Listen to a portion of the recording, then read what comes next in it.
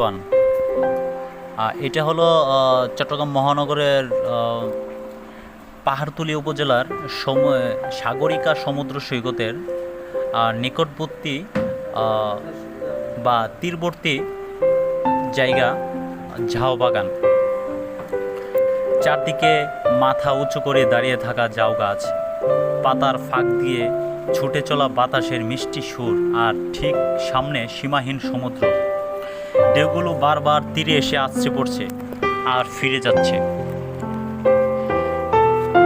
গভীর নীলের বুকে এই দৃশ্য শুধু চোখে দেখা যায় না, অনুভব করতে হয় হৃদয়ের গভীর থেকে। এই ঝাউ বাগান শুধু একটি পর্যটন কেন্দ্র নয়, এটি যেন প্রকৃতির লেখা এক জীবন্ত কবিতা। এখানে এলে মনে হয় পৃথিবীর সব কোলাহল ধীরে ধীরে দূরে সরে যাচ্ছে। বাতাসে ভেসে আসা সমুদ্রের নোনা গন্ধ, ঝাউ পাতার মৃদু শব্দ আর ঢেউয়ের ছন্দ মিলে এমন এক সুর সৃষ্টি করে যা ক্লান্ত মনকে নতুন করে বাঁচতে শেখায়। আমরা মানুষ প্রতিদিনের জীবনে নানা ব্যস্ততা, দুশ্চিন্তা, প্রতিযোগিতার ভিড়ে নিজেকে হারিয়ে ফেলি, অথচ প্রকৃতি কখনো তাড়াহুড়ো করে না। সে ধৈর্য করে অপেক্ষা করতে শেখায়, নীরবে শক্ত হতে শেখায়, আর প্রতিটি নতুন সূর্যের আলোয় নতুন স্বপ্ন দেখতে শেখায়।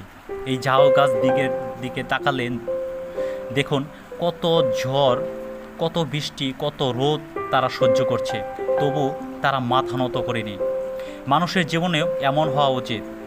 বাধা আসবে, কষ্ট আসবে, ব্যর্থতা আসবে, কিন্তু আশা যেন কখনো হারিয়ে না যায়। যদি কখনো মনে হয় জীবন খুব কঠিন হয়ে গেছে, তাহলে একদিন সময় নিয়ে এমন কোনো প্রাকৃতিক পরিবেশে চলে আসুন, কিছুক্ষণ নীরবে দাঁড়িয়ে থাকুন। হয়তো দেখবেন যে উত্তরটি আপনি অনেক দিন ধরে খুঁজছেন, সেটি প্রকৃতি আপনাকে নীরবে বুঝিয়ে দিচ্ছে।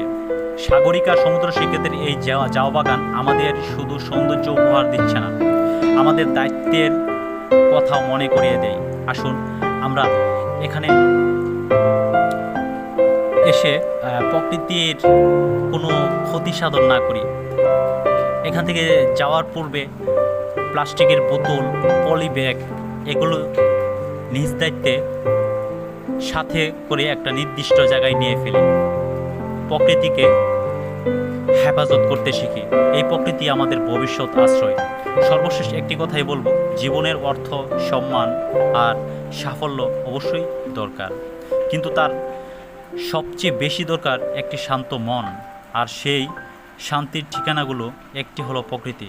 আসুন প্রকৃতিকে রক্ষা করুন, পরিবেশকে আর ভালোবাসায় ভরিয়ে তুলুন নিজের জীবন। সবাই ভালো থাকুন, সুস্থ থাকুন। আল্লাহ হাফেজ। এটা হলো চট্টগ্রাম মহানগরের